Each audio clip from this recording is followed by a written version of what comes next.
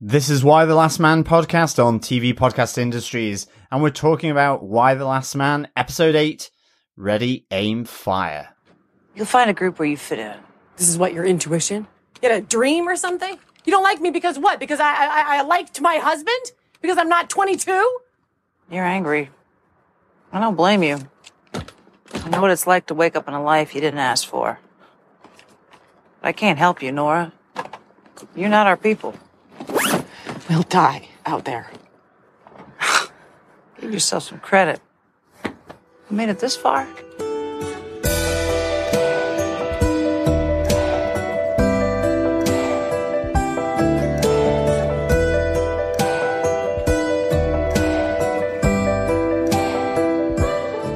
Welcome back, fellow survivors. Pew, pew, pew, pew, pew. Yes, we are talking about Ready, Aim, Fire, Episode 8 of Season 1 of Why the Last Man, and this is TV Podcast Industries, and I am one of your hosts, John. I'm one of your other hosts, Derek. And rounding out the monkeys that are in this podcast, I am Chris. Thanks, Chris.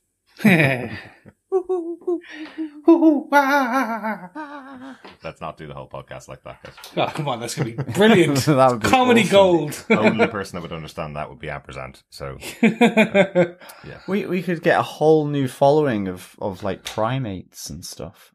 They're the next billion podcast users. they are unable to subscribe on Apple Podcasts or Google Podcasts or Spotify, all the places where our podcast is. Is that will they have opposable thumbs, or is it just because the terms and conditions stake people? Yeah, they're smart enough not to subscribe to Apple after reading the terms and conditions. Okay, because they read it through. They actually go through line Yes, item. exactly. But if you'd like to subscribe to the podcast, you can find us under TV Podcast Industries on any good or villainous podcast catcher of your choice. Yes, you can. Big week this week, guys. It certainly is. Slightly. Absolutely. A very happy birthday to my wonderful co-host, John. Why, thank you. Yes. Coming up next week. 25. Excellent age to be. Yes. Okay. 25 again and again 25. and again and again. Yeah, 25 times 2 minus 6. Yes. It's like an episode of Countdown. Can you guess his age? No. And we're also slightly under the weather today because we were celebrating my birthday Exactly. yesterday. Yes. Wow. Yes, my birthday was ages ago, ladies and gentlemen. So this is the illustrious happy birthday song in Monkey to my co-hosts. No. Ooh, ooh, ah, ah, ooh, ooh, ooh. No, okay, I'm not going to start. No. Hey, I'm not going to sing. It could be worse. I could just sing happy birthday and then everyone would just go, no. But let's get this back on track and discuss other big news that came out this week. Yes, we need to address the monkey in the room, gentlemen. Big announcement this week. Unfortunately, FX on Hulu, which is now part of Disney, has passed on the option for a second season of Why the Last Man. They have been involved in the production of the show since 2015, I believe. Wow. When they got the original rights. It may even be a little bit before that. But there was an announcement, a statement from showrunner Eliza over on Twitter this week, where she said that we have learned that we will not be moving forward with FX on Hulu for season 2 of Why the Last Man. I have never in my life been more committed to a story, and there is so much more left to tell. Why the Last Man is about gender and how oppressive systems inform identity. We had a gender diverse team of brilliant artists led by women at almost every corner of our production: producers, writers, directors, cinematographers, production design, costume design, stunt coordination, and more. It is the most collaborative, creatively fulfilling, and beautiful thing I've ever been a part of. We don't want it to end.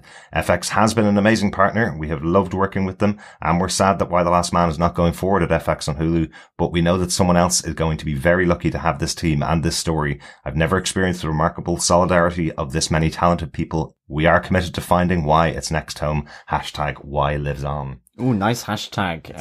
Yeah, that's great little statement, actually. Mm-hmm. And it's really great to hear, that there's that commitment. And I mean, you can understand why if the creative atmosphere and collaboration is so good. Mm-hmm. But it's really good to know that Eliza Clark and her team are going to be, busy in a way to find another home for Why the Last Man. So that whilst it's sad news, it's great there's that commitment to find another home. Yeah. And really hope that that they do, because I think it is a really interesting story. And, as the season's developed, it's layered into, new stuff into the comics. I mean, like we see in this episode with Nora, and so I think this is, like a fascinating adaptation of the comic by Brian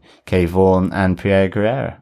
Yeah, absolutely. It's been a really good adaptation. We talked a little bit in the first episode of the show about how long it's taken for this production to come to fruition, really. There's been multiple different versions of it, and that seems to have been part of the challenge with FX picking up the series for a second season. There was a report out this week from THR. Now, again, this is a report from them as an organization. It's an opinion piece, really, on why they believe the show hasn't moved forward at Hulu. It's been a kind of a different fit since FX was bought by Disney. Why the Last Man is a property owned by DC Comics and their parent company, Warner Brothers. It's part of the Vertigo imprint in comic books, which is owned by the rival company, effectively. So at the moment, just simply having the show on a Disney-owned company or a Disney predominantly owned company is a weird fit for the series. So usually that would mean that it would have to have a very strong impetus for them to push more money into the property. But in the case of Why the Last Man, from the report from THR, what they were saying was the rights were picked up in 2015. It was ordered to series back in February 2019. And at that point, a lot of people were committed to the project. A lot of the actors at the time were committed into deals for the run of the show. And normally these deals are 2 or 3 seasons, effectively, is what everybody signed into. Unfortunately, we did lose the original showrunners and some of the major cast for the show, and the production of season 1 didn't actually get underway until October 2020, which is obviously a number of years after all of these deals were signed. So there was also another big move in the show itself. It was moved from linear TV, which was supposed to be originally broadcast episode by episode, week by week on FX, moved to the digital streaming platform, which is Hulu, and how it was released with 3 episodes up front and then a new episode each week. So all of those things together meant changes in production and changes of how it was delivered, with COVID obviously in the mix there, pushed out a lot of the elements. But the report said that a decision had to be made by the 15th of October, or else new contracts would have to be signed with all the major cast.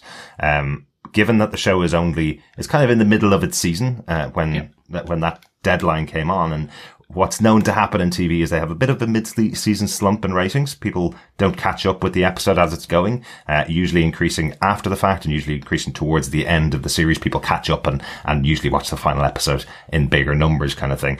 And FX usually wait until either they have a massive rating set, like they did with Only Murders Left in the Building, to confirm a second season. They did that after episode 4 or 5 because it was absolutely massive. 2 of the biggest comedic actors in the world are on that show, so understandable why it got a big push. And it's only a half-an-hour comedy as well, so that did really, really well. But for a show like Why the Last Man, FX wouldn't traditionally cancel those types of shows. They would leave them air, assess after the fact to see how people picked up on the show, and then make a decision on season 2. So this all seems really unusual for FX to pull the show while it's in its first season, particularly given how long it's taken to get to the screen.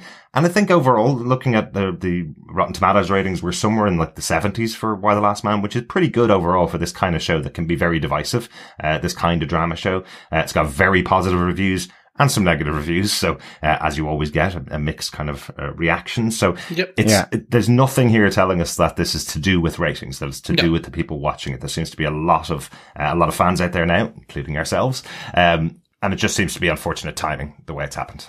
Yeah. It also, it's terrible to say, it's a slightly money decision. It is predominantly, like, they have not got a full sense of where the ratings are, like how great the show's doing. And as you said, look, a lot of shows I do that on myself, which is I'll kind of tune in for the first couple, something else will grab my attention, and then I'll come back and binge the last couple of episodes and then just in red time for a finale. And we're not there with that, with this show. Beyond that, then they still would have had to basically contractually lock production, cast, crew, the whole shebang down for another year on the 15th. And then that's an expensive lock, because you're basically locking them in, saying you cannot entertain any other offers. You have to come in. You have to stay with us, etc., etc. Yeah. Essentially, if you're saying that's on the 15th, then essentially at the beginning of October, really, is when they have to start pulling all the costings together with that initial package going into the big wigs to make the decision. Yeah, I think the quoted figure is somewhere around 3 million that they would have had to put on the line on the 15th of October to keep everybody that needed locked in for season 2 locked in. So yeah, it's just unfortunate timing. But again, I, as you can hear from the statement from Eliza Clark, she does seem really positive that there's an opportunity for somewhere else. You know, this is a property that while it was in its original run of comics, there was huge interest in turning this into either a movie or a series of movies or a TV series or premium TV series, whatever way you want to describe that as now streaming series, premium TV series. So there was huge interest, and it's finally gotten to the screen after all of these years. And I personally think it's doing a really good job of telling this story. And I think we've all been kind of on board with it. So it would be a real shame after all of that time to pull the plug and say, we'll never see a season 2 of this show. I think the question lies, where does it go? It does essentially, you've only got 3 potential properties. HBO Max, obviously being the biggest one because it is Warner Bros.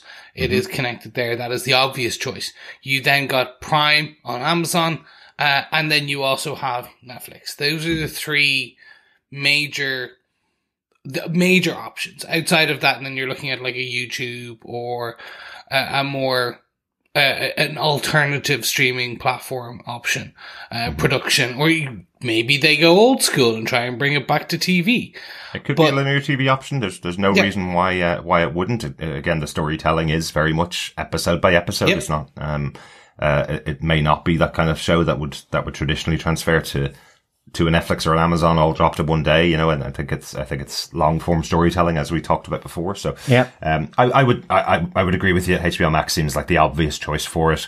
It's just one of those things. I think there's quite a high cost, of a show like this because, remember, every episode, they're almost in a new location, which is a very costly way to make a show. If you're moving to new locations or new destinations, they have to feel really different because they're going to different cities in America over and over again and telling different stories in different places. So, we just lost a massive set in this episode. So, you understand how those kind of shows could be quite expensive for somebody to take on. But, HBO Max won't have this on their slate or their budget for next year right now, I presume. So, so unless they've already been approached, we may be waiting a while between season 1 and 2. Yeah, I think so. And I'll be very honest. It's a shame to see it come to this. I do hope that we get a somewhat happy resolution at the end of this season. But I am, doubtful. I am assuming that more than likely we will get some form of season-based cliffhanger, and let's then hope and pray that we get a solution and a follow-up to this. Yeah. We had mentioned before that Eliza Clark was writing to a 5 season arc, was where she was writing towards. But nothing's a sure thing, as we've mentioned many times. And unfortunately, as podcasters who've covered many shows that ended after a first season, you can never count, no matter how big the property or no matter how much love is behind it or, how much audience is behind it in some cases. You can't guarantee it unless there is a contract in place, unfortunately. But we're really hopeful. We'll be crossing our fingers to hear news about season 2. And as soon as we hear it, we will bring it to you guys, our wonderful listeners. Yes, we will. Anything else to add, John? No, not really. I mean, it's just to wish Eliza Clark and her team, certainly from this podcast, all the very best in finding why its next home, really. Absolutely. And because I think certainly I've really enjoyed the season so far. I think it's really intriguing, really dynamic, and I would love to be able to see what comes after the season 1 cliffhanger in a season 2. Yeah. You know, it's always a shame a single season of a series just. And certainly if they're writing, as we've said, to that, you know, multiple seasons, because there is that connectivity between them. It's the continuity of it. It doesn't just stop. And so, you want to see that continue. So yeah, I think, we all wish Eliza Clark and the team on Why the Last Man, all the very best in finding why the last man its next home. Yeah, absolutely. Yep. It feels like a special voice and a different voice out there, and I always want to hear different voices in drama and different voices on TV. So yeah, let's look for a new home. Hashtag Y lives on, right? Exactly. Yes. And if Y needs to go on life support for a while, please come here and tell us all your secrets. If any of the writers or the cast want to jump on our little old podcast and tell us where they were going to go in season 2, 3, 4, 5, we would love to have that too. It'll be a long time before they'll be able to release that, Chris, because they'll be shopping that round. Yeah, I know. Yeah. But hey, it happened with Lovecraft. Well, yeah, exactly. But I think we can end our discussion there of the sad news, and we hope it blossoms into something happy at some future date. But I think we should get on to our spoiler-filled discussion of episode 8, Ready, Aim, Fire. Derek, what are some of the episode details? Yeah, once again, to mention, the show is based on the comic book series by Brian K. Vaughan and Pia Guerra, with showrunner Eliza Clark, who called me out last week for putting in the wrong writer for the episode. Unfortunately, IMDb has listed the incorrect writer as the writer for every episode, and I just copied and pasted it over. Forgot to take it from the credits. The writer of last week's episode was Charlie Jane Anders, who did an excellent job. Wanted to give her a huge shout out here. Did a great job on that episode. So my apologies, Eliza. I promise I won't do that again. Shame. We're going to strip you naked and walk you through Westeros. Bold, Derek. And hey, I do have two co-hosts who should be checking the notes. Yeah, Shame. The quality control system has broken down. But I mean, we were also calling the former president's wife by the wrong name as well. Yep. We were referring to her as Norma when in fact it is Marla. Yes, absolutely. And we did it so many times that I couldn't even edit them out of the podcast and fix it, unfortunately. So, yes, we weren't on our best game last week. So I did double check this week. The writer of this episode was Coleman Herbert. It was a writer on shows including The Killing and Brave New World, two really good shows. And director of the episode was Karena Evans, previously directed music videos for Drake before moving to TV, and working on shows including Snowfall, which I really enjoyed, and Gossip Girl, which I haven't watched, I must admit. But it gets lots of great trailers that I've seen every week. Yeah, exactly. Yeah, good stuff. John, do you want to tell us what they gave us with your synopsis for episode 8 of Why the Last Man, Ready, Aim, Fire? Sure. Strange things are afoot at the PriceMax. Sam is having problems with Roxanne's insistence that he learn to shoot, and as her influence grows over Hero, an irreparable wedge forms between the two best friends. Sam realizes he can't live with Roxanne and her group, and decides to strike out on his own. Meanwhile, Roxanne is tightening her grip on the group further, and decides that she can't control Nora the way she has with the other women. It's time for her and her daughter Mackenzie to go. But unwilling to give up her place with the group, Nora learns the truth about Roxanne. Following a better off without them party to celebrate their freedom, Nora sets the group against each other by burning down the PriceMax. She confronts Roxanne with the information about her past and offers to create a new persona for her to become a true inspirational leader. Excellent. And I love this. Chris, it has answered a question for us. I think you said on episode 2 of the show, you would be useless in the apocalypse. But look what Nora has done with her job in PR, effectively. Well done. Yeah. I'll essentially find and build up a maniacal kind of overlord and just kind of like install them as overruler while puppet mastering them. Yeah, actually, that does sound like me, even in my day job. Look, you'll finally realize your dreams of controlling a leader of a new cult. Hey, what we do on the weekends, that's a good thing, you know? Shall we get into our top moments, guys? Yes. John, do you want to go first with your top moment for the episode? Yes, I am picking, I'm picking Sam. You know, we all have a stressful time when we go to the supermarket, you know, queuing, running around with trolleys, but Sam here really, for very different reasons, is having, a way too stressful time at the PriceMax with Roxanne and her group. And it's becoming really, really tense.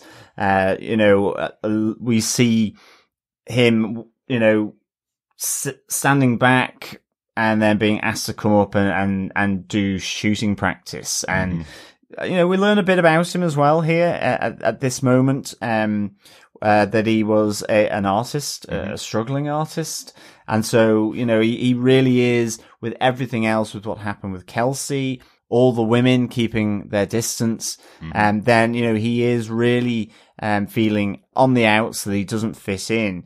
And it's all really goes against who Sam is, really. And I just thought it was really just interesting, and it, you know, it all really coalesces around this big fight between Sam and Hero as their relationship really begins to fracture, and then suddenly get zoomed back towards one another again. Like, the argument was just fascinating and really complex because there were so many different underlying issues about the present in the PriceMax, and about the jealousy from Hero about Kelsey, and just then the unsaid sort of relationship that they have, and where it is, what the aspiration of it could be, and the different perspectives of, you know, Sam and Hero feeding into that. And, you know, it kind of just ebbed and flowed between being confrontational between the two of them, you know, loads of cursing and just like, you know, F you, that's it, done, to, you know, the moment of, you know, the two of them still, even with this argument, realize they're best of friends, and if not, possibly should be more. With Sam saying Hero is the only family that he has. And it was just so well done between these two. And it really, really got to me, because ultimately in the end, you know, this spurs Sam to leave. And it's you know, you see Hero being hugely upset about it. And all the while, though, you know, with Hero being upset after Sam has left, you see Roxanne coming in and using it to undermine Hero's confidence in herself. You know, the manipulation of Roxanne to pull her into the group. But you also see it with Roxanne watching that argument. It suddenly makes it very exposed for the two of them, as they realize that they're being watched. And you know, but you do have that great moment of Sam just really telling Roxanne to just get lost, really. Not in those words, of course. But I was going to choose a clip for this as the opening for our episode, but unfortunately I would have to do so much editing out of curse words from it, which is not the fault of the show. It's really important to have language in there. We just have a lower rating than would allow for that clip, you know, unfortunately. But I will say, this is the kind of argument that two best friends would have. You can see it between the two of them. It's a really good argument they're having.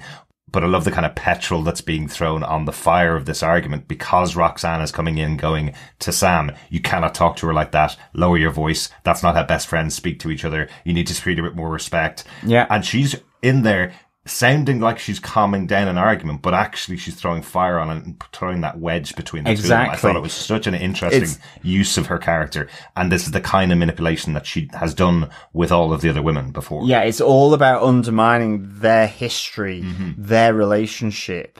And, you know, it was just so good. And I mean, it also just spoke to the perception. You know, there's the moment where, you know, Hero thinks that nothing has happened between them, because Sam has said, well, you know, then I just know if I did open myself up to you, that the clock would begin to tick. Yes. And Hero takes that to mean, well, you think I'm a whore then?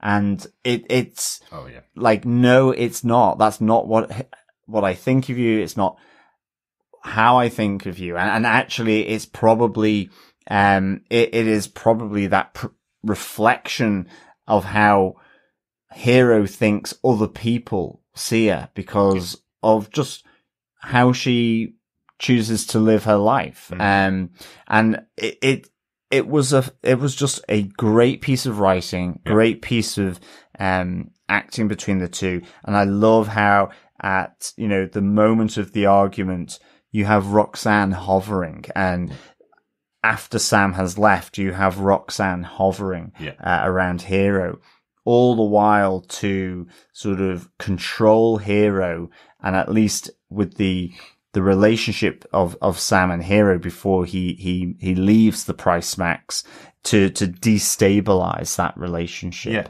Removing that good angel from Hero's shoulder, that is, you know, is saying, we don't fit in here. This isn't us. And Roxanne all the while trying to bring Hero in and make her part of who they are, the group are, but through that manipulation. Absolutely. I didn't even notice, just one thing I noticed the second time I watched it. Did you see that Roxanne even says that Sam has taken tons of food he's been stealing for weeks?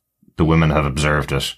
And actually, when you get to the end of the episode, you actually realize it's Nora has been stealing the food. She's blamed that on Sam, has no proof at all of that, and is just layering that in as another element, saying he's never coming back, effectively. He took enough food for kind of a day or two, wasn't it? That's what she catches him taking. But actually, Roxanne is pointing the finger at him, going, he's taken loads from us and he's never coming back. I know this for definite, but actually she doesn't know that at all. But also, there is another piece of undermining that Roxanne does earlier on, which is in the circle where they're having their discussions. Roxanne is pushing Hero to get up and cast doubt on her relationship with her father and with Yorick.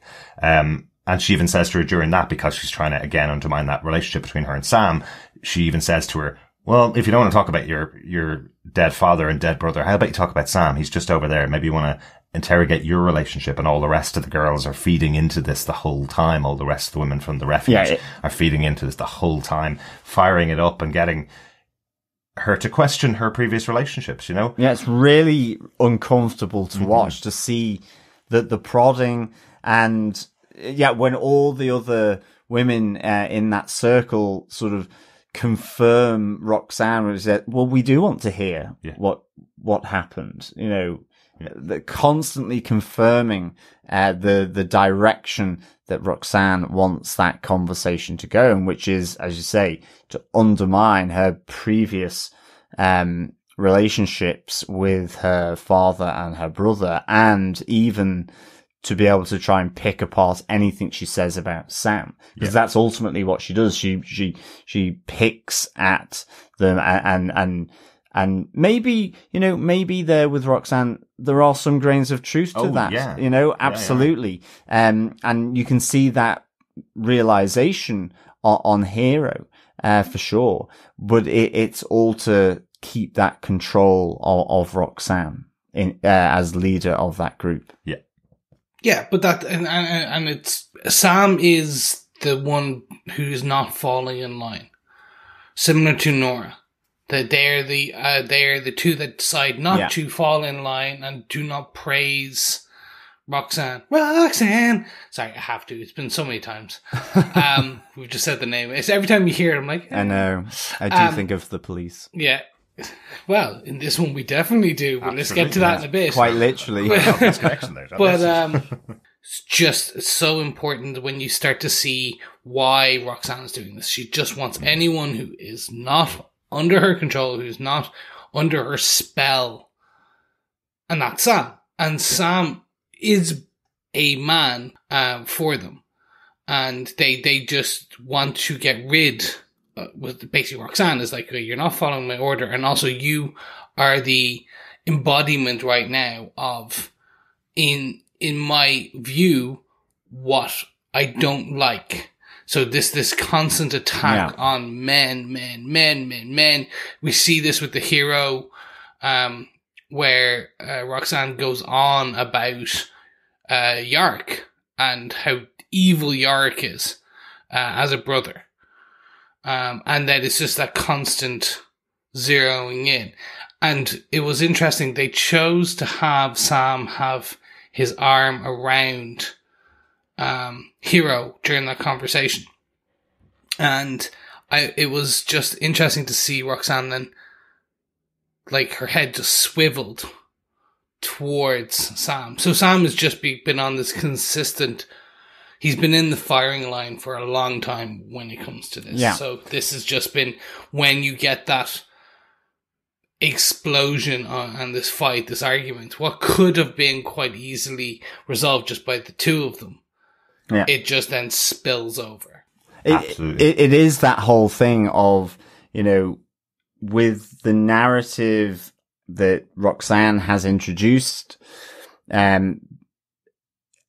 it's the fact that Sam, in her mind, in her narrative, and how she's portraying it, is you became the enemy, effectively. And that's just so weird, but that's their perception of Sam, because of the underlying narrative of this group and how this group has coalesced around that through Roxanne's I'm going to say leadership here, but maybe that's not entirely true given what happens. Coercion. In the rest How of about this, coercion? Coercion, manipulation again of it's not it's manipulation of the group. So yeah. Like, really, Roxanne does have to get rid of Sam because he goes against everything she's teaching these women in her mind. She's absolutely focusing on the fact that they should all have risen up against the men that were in their lives and become the women that they deserve to be.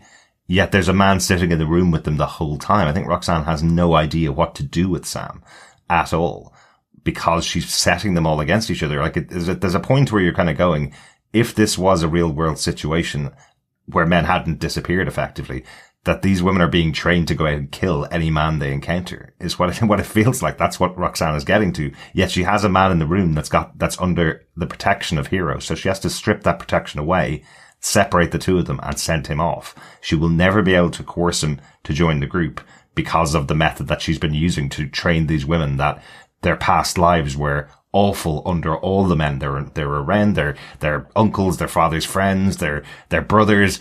All of those people, she's convincing them that those people didn't have their best interests at heart, yet Sam's in the room. So he destroys that narrative until she can get rid of him. So I love how she's manipulated Hero to break that bond between the two of them and made her question all of her previous relationships.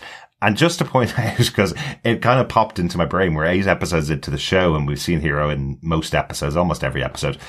And it was only at this moment that I was like, Hero doesn't know that Yorick's still alive.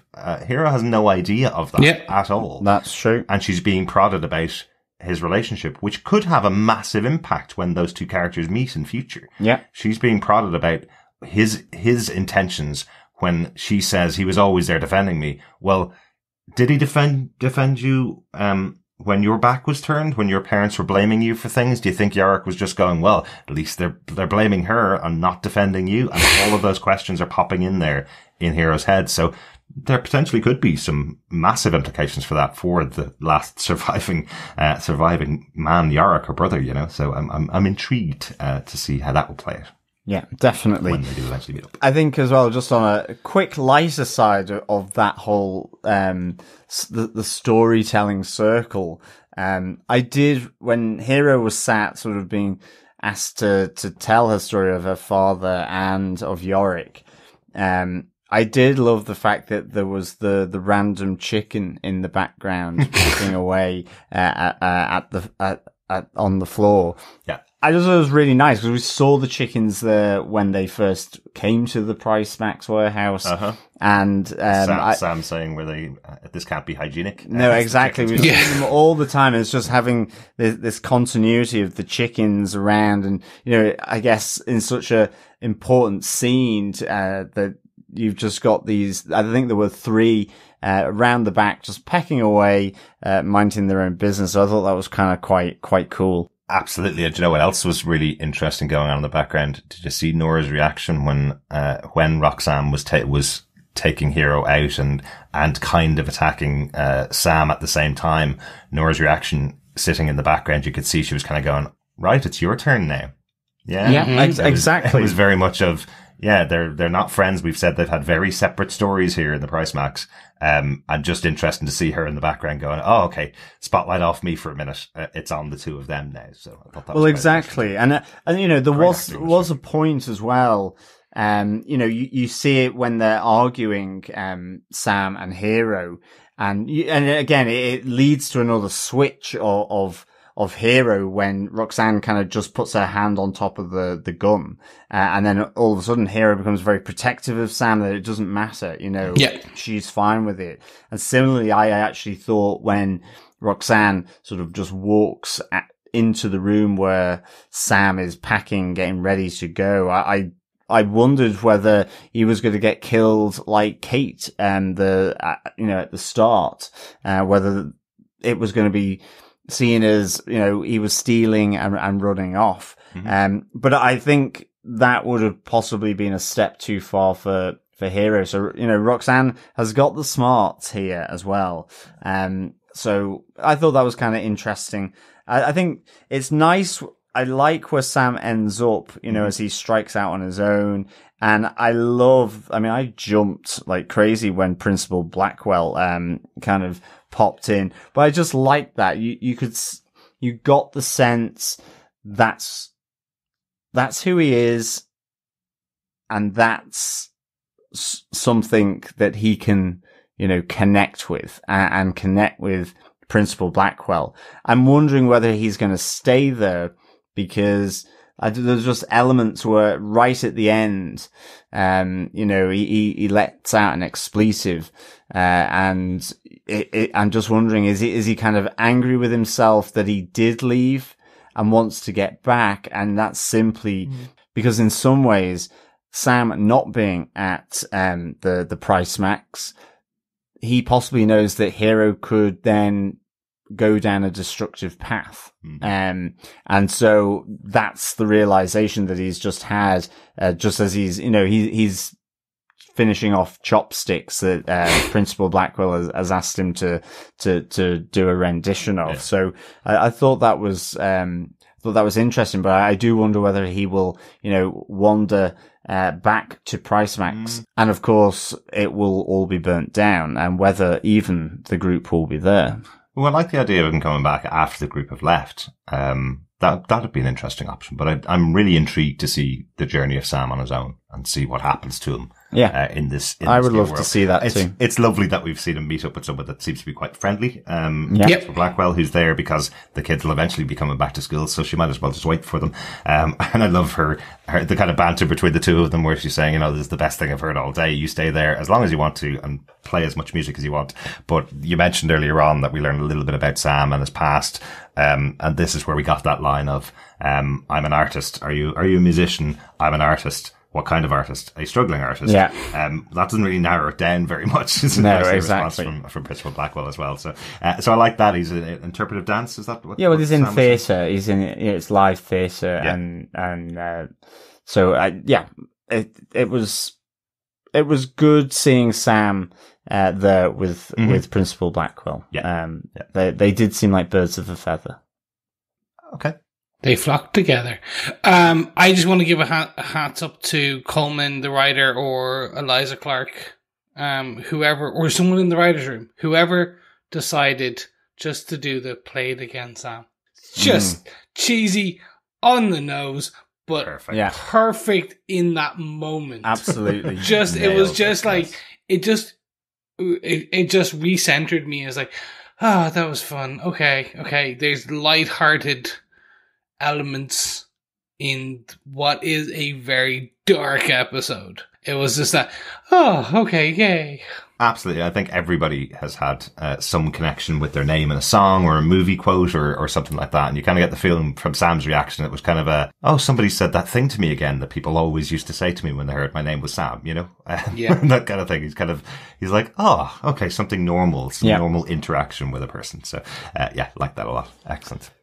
Is that about Sam, John? That's everything from me, I think, really, on Sam. Derek, what is your top moment?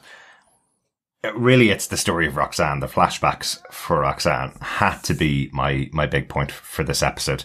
But I don't know which way around to talk about it, because it's done in a memento way. It's taken from the first flashback to the last flashback, and we learn everything about who Roxanne is. And then when you kind of compile it back in your brain, you know exactly where that story has started and ended. Which way should I go, guys? Should we go? I'd say go the correct order. Whatever way you decide the way we start. Yeah, the sequential timeline. Chris, that was useless help. You decide, Derek, is basically what you just said. Well, no, I think the right order is the way to go. What you think is the right order is the interesting part. Do you consider the right order the memento way, i.e. the way they told us, or the more sequential historical timeline? Well, I think basically the way they've told us the story, the reason why they've done it this way is because the biggest revelations about Roxanne's character come at the end. So you save those to keep the drama going throughout the episode effectively. So let's go through that way. So originally, Roxanne was an assistant manager at the PriceMax, but not a very well-respected one by her manager, who seems absolutely horrible as a human being. He's awful. We hear that Roxanne has taken a few months off because of her cancer. Her husband has left her. She's come back, after the rehabilitation, just come back to work, I think within the last week, and has noticed there's been some issues with another one of the employees, and her female coworker, Jenna, where he has been, sexually harassing her. And Roxanne has made a report to her boss about it and is basically being told to shut up and be quiet about it. He's just a kid.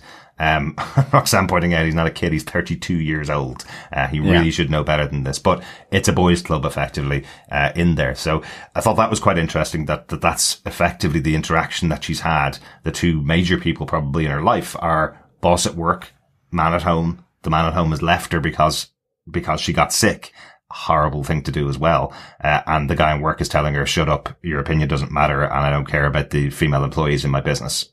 If you don't perk up, you'll be fired because I've realized that you've stolen a box set from the bargain bin effectively. So, Roxanne, very down in her luck, doesn't seem to have, any money to her name even because given medical expenses in the US, she, and the loss of her husband leaving her, she doesn't seem to have anything to her name. So, has to kind of put up with this horrible job. Then we have the follow-up scene where effectively Roxanne, after the death of everybody, seems to be living in the PriceMax, and encounters a group of women, I guess, 3 women who are fighting with each other. One runs in, followed by another one carrying a gun. They both shoot each other. And then another woman comes in to follow them, also carrying a gun. Roxanne shoots her and then takes up a position for anybody who's coming into the PriceMax to shoot and kill them. I really like that position as well, in the sense that as you walk in, you would think she was a mannequin. Because of the mannequins behind the cage. And I thought that was pretty neat, actually. It's interesting. You say down on a look. Yeah, Roxanne seems much less, let's not say necessarily less sure of herself, but because the rugs have been pulled from under her feet with her illness, how she's been treated by her husband, who's just effectively left her, how she's treated in the workplace. You know, she seems less confident, less sure of herself. And I just thought that was portrayed really nicely, by Missi Pyle. Absolutely. It was really good, She's because, such a load to bear in this episode, being that she's dealing with this past version of Roxanne, as you say, a little bit of a mousy character, and because she's just coming back into the workforce after being off with this horrible illness that took everything from her, effectively. She's much quieter version. And then, as you say, those moments with Sam later on in the episode when she's pulling a gun on him and that kind of stuff, or when she's attempting to pull a gun and trying to be a leader for this group. These are very different characteristics of the character, and I think Missi Pyle does a great performance throughout this episode. Yeah, definitely. Yeah, I really like then just how she forms the plan that unfolds as well with the group of women that we see with her now at the PriceMax as well. And, you know, how she stumbles across them. And I think that informs, I guess, her later sort of decision when she's confronted by Nora, which we'll get into later. I really liked seeing that kind of commonality between Roxanne and Nora, actually, from those, which is basically opportunistic, you know, sees an opportunity and works with the chaos that's being provided. Absolutely. And I thought that was really, really interesting. Yeah. Like we see her effectively burning the bodies in another flashback, and then noticing a police car there, and kind of seeing a horse, and the horse brings her back to the women's refuge, which she follows, and then that's when her plan starts to form, where she's putting all these things together. She realizes she could potentially have some control over the women in this refuge, so she instigates this incident, saying that she's a police officer. She lies on the ground, fires 2 shots in the air, and then runs into the house afterwards saying somebody was shooting at their house. It was definitely multiple shooters, because that's why there were 2 bullets so quickly after each other, kind of thing. So she's taken up this position as a police officer, which, you know, so far we have thought that's what she is. That's how she's been telling the women that she is as a police officer on their side. But here we find out she's effectively just created a persona. It's so interesting because that is the line that she said to Hero when originally kind of inviting Hero into this group, going, the world's over, you create who you are from now on. Yeah. And that's exactly what she's done. She's created this completely new persona for herself.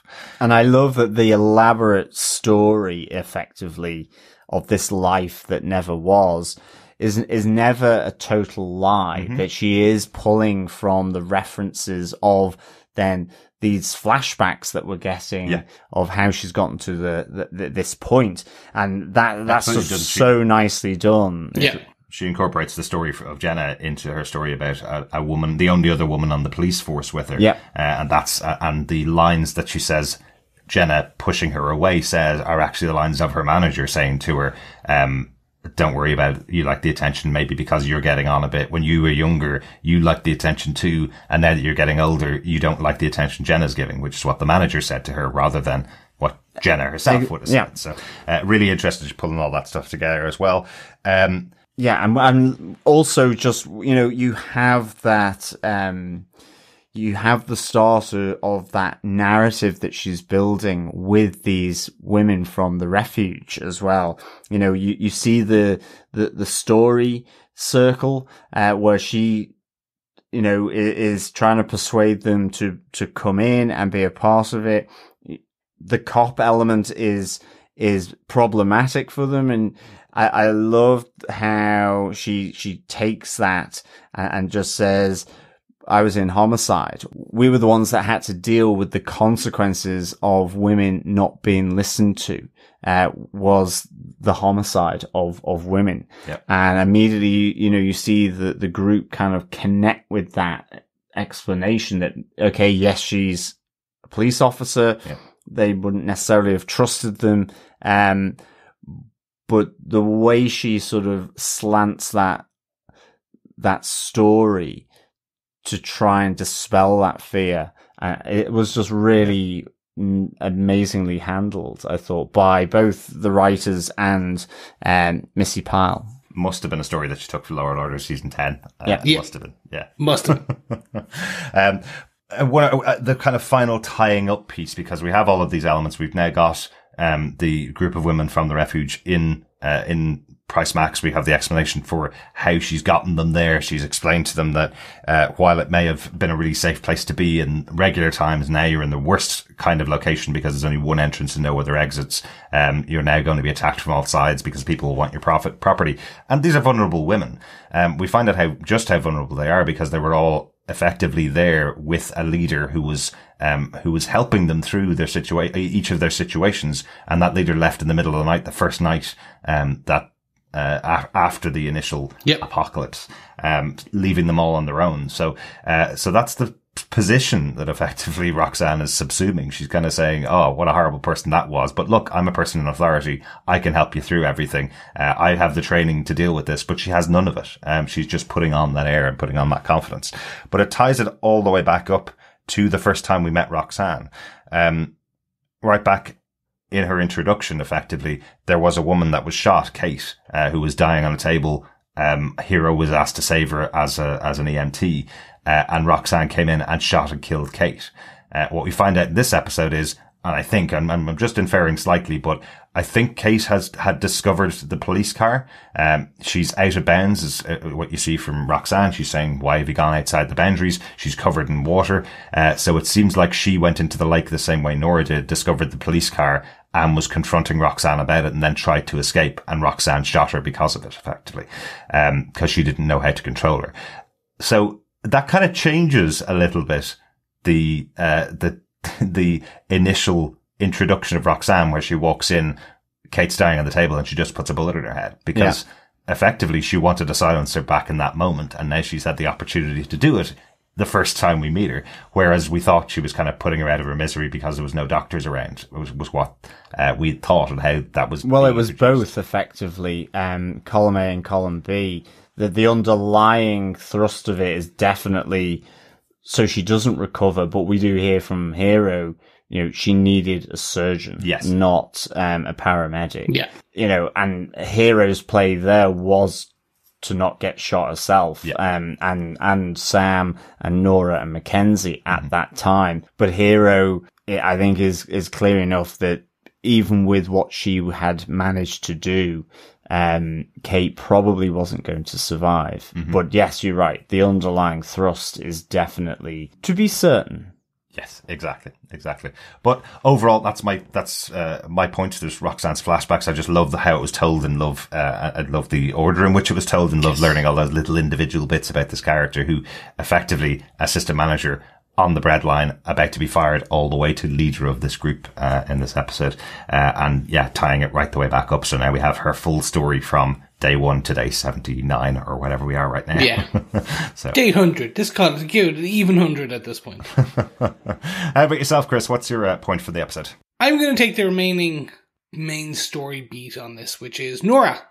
The character which we've been trying to figure out how she will survive, what will happen with her. And yes, Derek was very much right. You had pretty much called this one on the money. Yeah. Loved how it played out, though. Oh, 100%.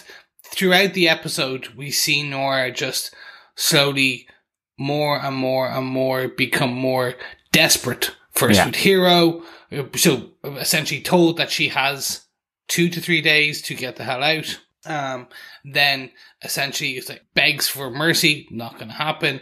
Okay, well, tries to convince the kid. The kid say, "I'm staying. I'm never going to leave." Oh yeah. And says, "Well, Dad would have let me stay." Oh, no, that's a cutting jab to a mother who's lost her husband as well, isn't it?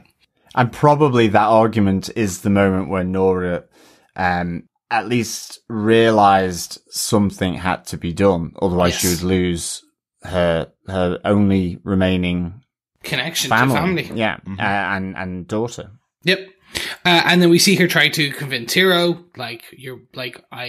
this is where you see the PR elements at her attempt to use her skills and predominantly fail again. So she fails with her child. She fails with Hero. She fails with Sam. And the Sam cutting is, I think you're mistaken. Do you think we're friends? Yeah. And just going on that, it was just, that was one where you're like, oh yeah, she's not ingratiated herself into this group at all. No, Absolutely. exactly. And the hero one was good as well, because the place is just burnt down.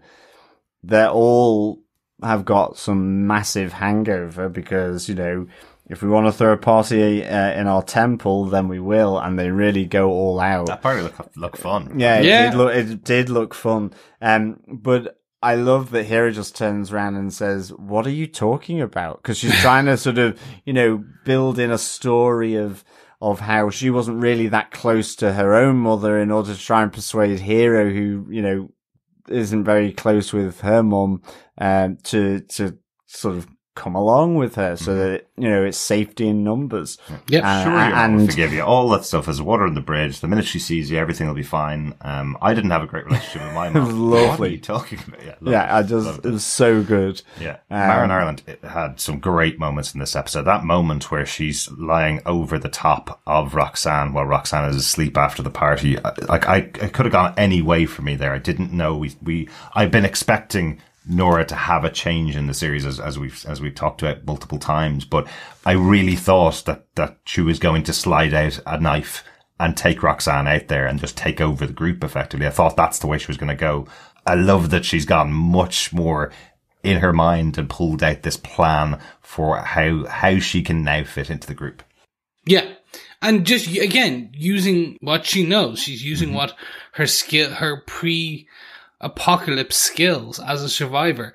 She's not a forager. She's not a leader.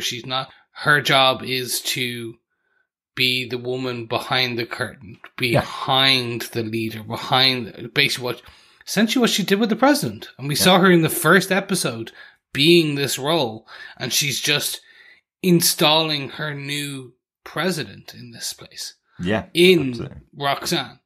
And it is fun to see her like then scramble after the Sam discussion, after the hero discussion.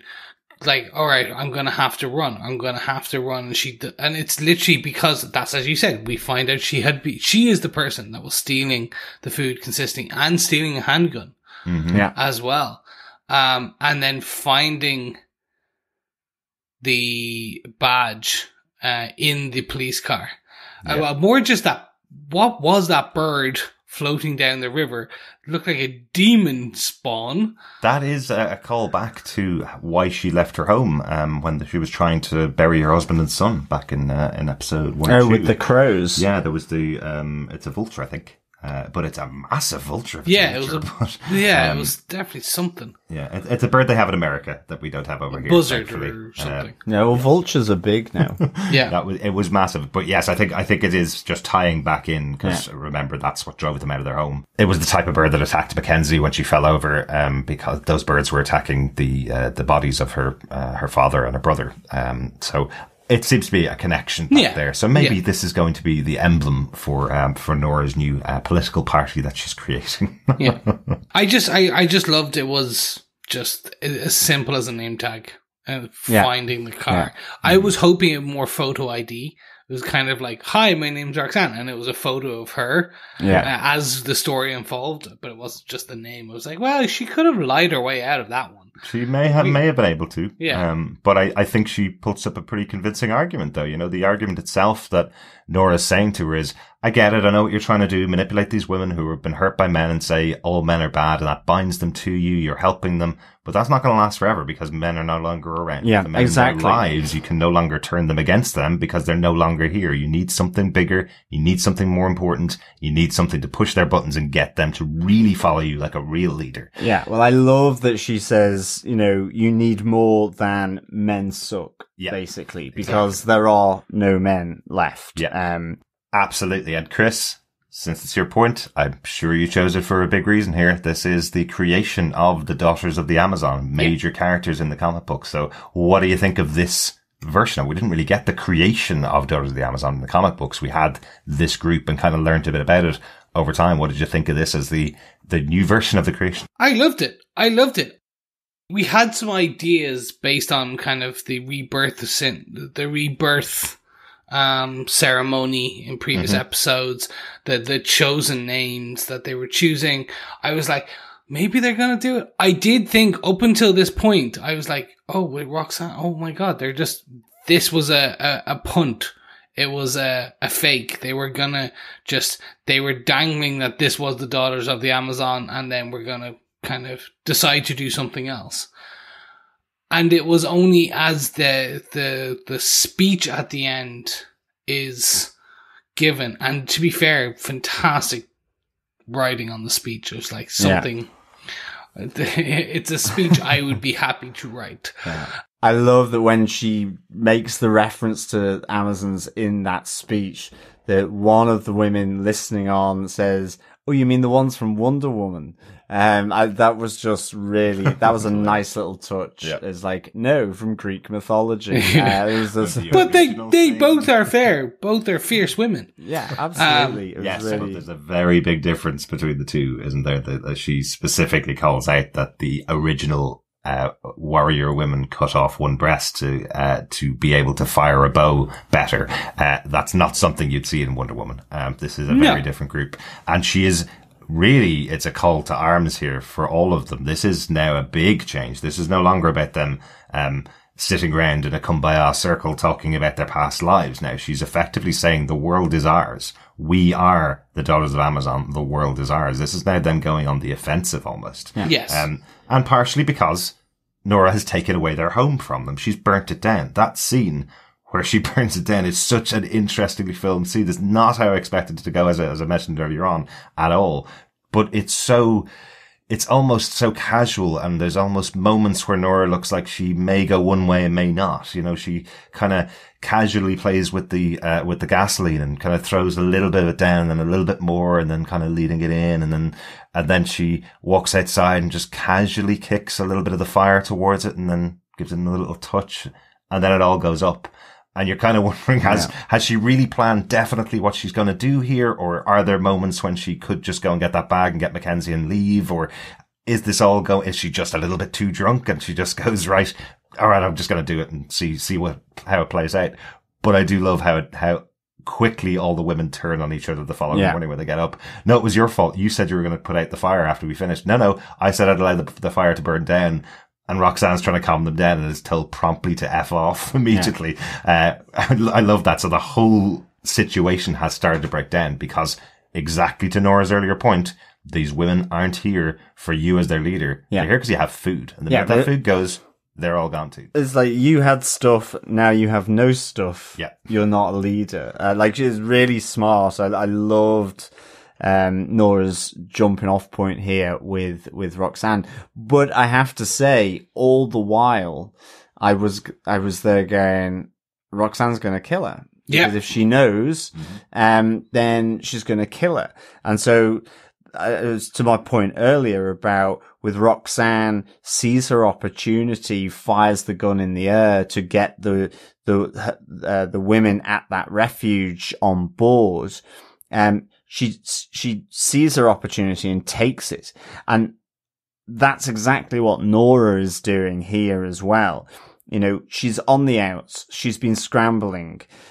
She finds Roxanne's secret in the, partly submerged cop car with all the bodies as well, from the people that she shot, in the store. Probably should have taken the opportunity to try a bit harder pushing the police car. I've never pushed a car into a lake before.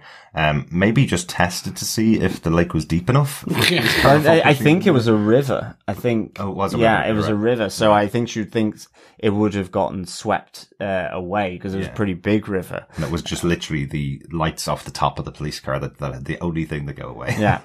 But I love, she finds this secret. She then, and you're right, she kind of, it's almost like, am I actually going to go through this? Well, I'll start doing it. And then she sets it on fire, and then confronts Roxanne. And I believe that's, for me anyway, that's why Roxanne accepts Nora's offer and doesn't just simply, kill her, because I think she sees a bit of a kindred spirit in that someone that has taken that opportunity and seized it, but also one that not only has done that, but as Nora says, I'll help you be what you so desperately want to be. And that is effectively in charge. to be that leader that is inspirational, which Nora can see she isn't. And Nora gives her the strategy to do that, and out comes the inspirational speech. So I just love this. And it's almost to Sam's point when Nora's trying to enlist him to sort of go with her and to leave, is that he says, I don't trust you. And why would he? And why would he doesn't trust Roxanne either, because of what she's doing, how she's treating him. And, so I think Sam is also here possibly quite a perceptive person, but I think Nora is doing it for self-preservation. And potentially I think Roxanne as well was doing that as well. Yeah, absolutely. Absolutely. And I think she'd come to the end of her plan. So a great moment for Nora to come in and definitely. go, actually, there's another opportunity here. Completely. We look forward to see where they go, what they become. Do they become a band of wandering warlike Amazons? There's a lot of indications that they're going to follow some of the more interesting comic book storylines, based on they have essentially given us the origin of this group. So I'm interested to see. And beyond that, what does this spell for Hero? Hero is she's one of our secondary main characters, and now we have that sounds bad. Okay, if we consider that the ampersand, Yorick, 355, Man are the main characters, all these other characters are supporting but secondary. I wouldn't even go. I'd still call them main cast, because storylines are so ingrained now. It's not just a Yorick, 355 and Man story anymore. It is, we now have this growth with Hero. We have, we hadn't seen these guys for an episode, so now we haven't seen Pentagon, we haven't seen Yorick for an episode. We are down to the final two. How does that all start to wrap up into the final, or go into the penultimate?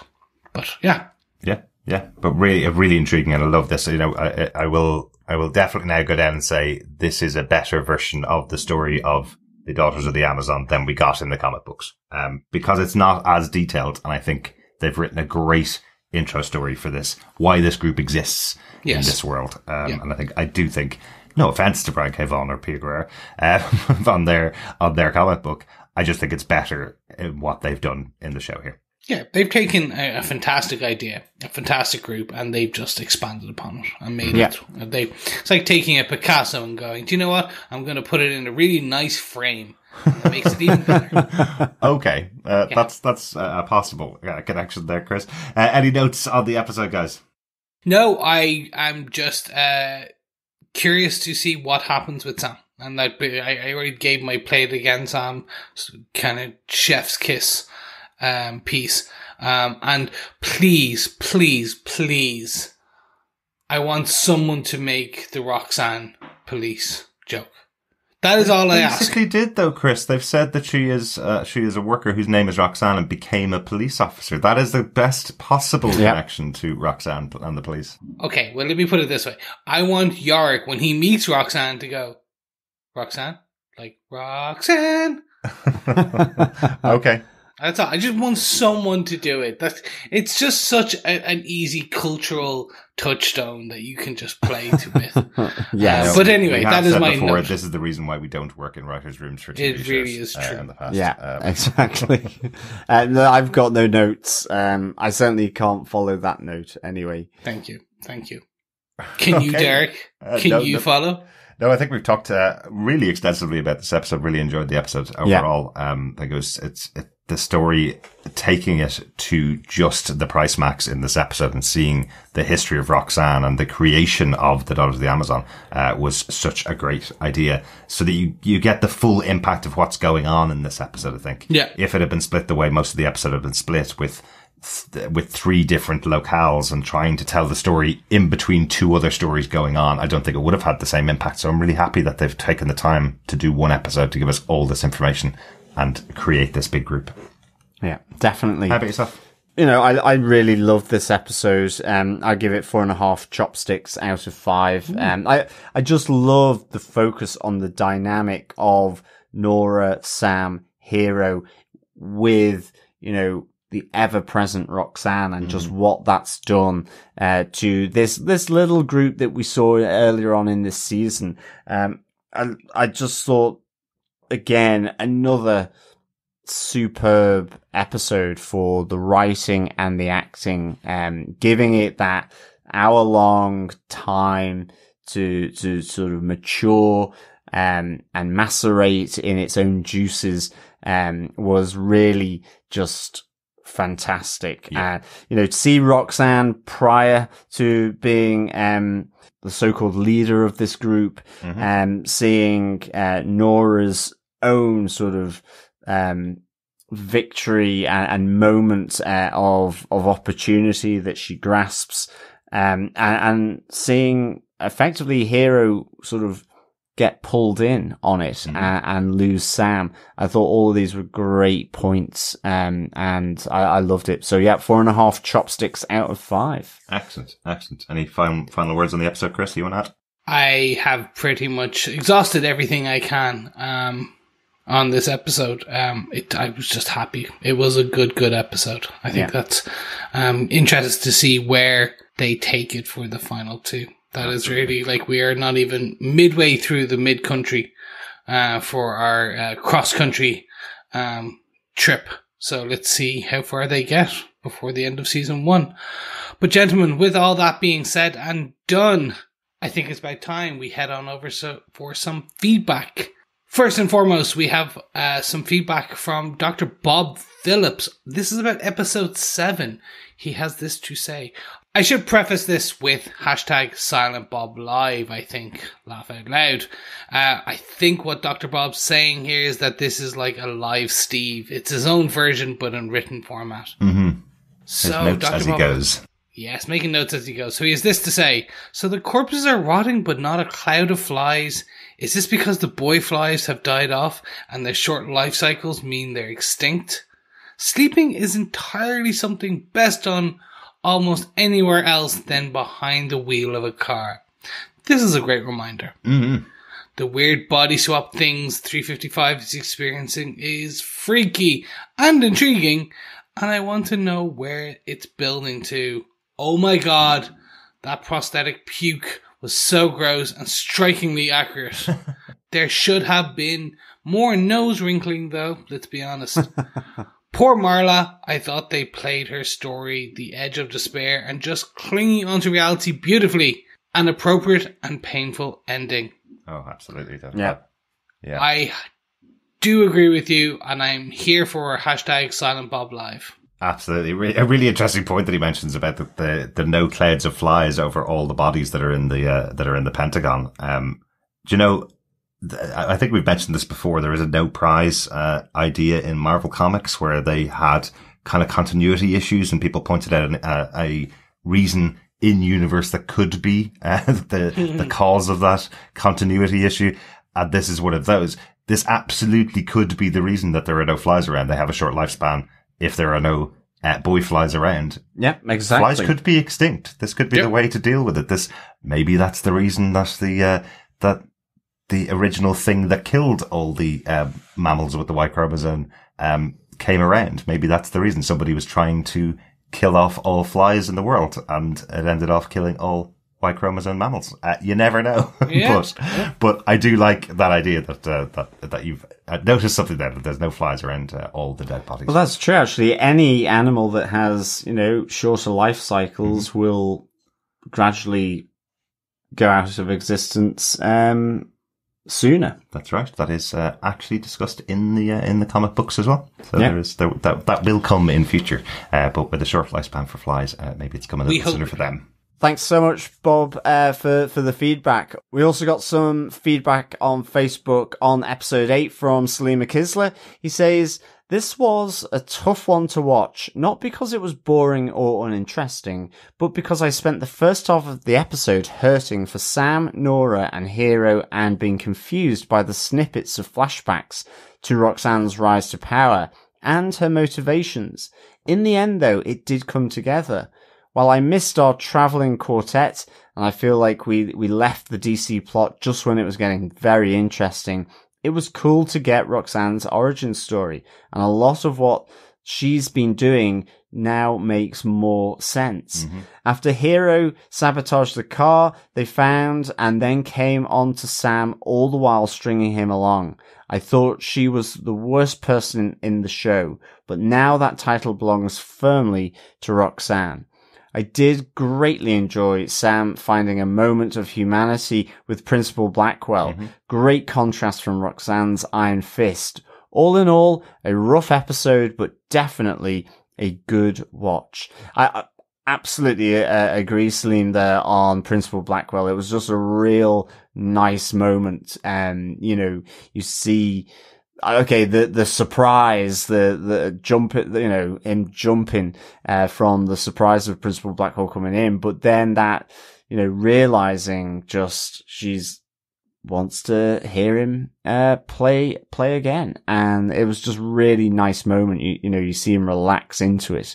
I thought it was a good moment for Sam, and I think you're right. It's that moment of humanity with another human being, because the Roxanne version of humanity is really confrontational.